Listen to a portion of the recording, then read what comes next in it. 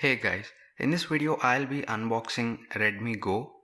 So opening the box, firstly we have the phone, which we will talk about in the later parts of the video. Next we have this leaflet which consists of SIM ejector tool and then some documentation. And also in the box we have the micro USB cable and a power adapter. Next, in terms of physical overview, on the front here we have the camera and earpiece. Then down here we have touch capacitive buttons. To the right we have power and volume buttons. To the left we have SIM card slot and a dedicated memory card slot. To the bottom we have speaker and micro USB port. To the top there is a noise cancelling microphone and a 3.5mm headphone jack. On the back we have the camera with flash, and then down here we have Mi branding. Coming to internals, in terms of storage, it has 8GB of internal storage, out of which about 4GB is available out of the box, but it also has expandable storage. It has just 1GB of RAM, which most people are not happy about, but Android Go is designed to run on phones with low-end hardware, so it'll be interesting to see how it goes. This phone is running Android Oreo Go edition. In terms of weight, it weighs at 137 grams.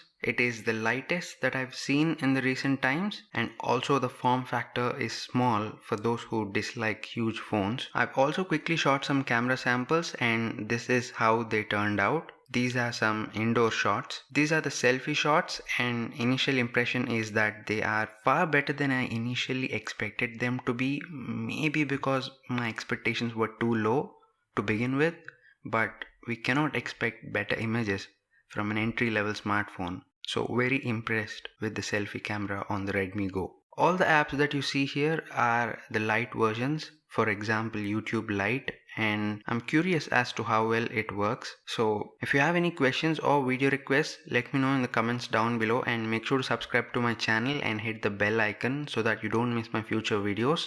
And as always, thanks a lot for watching.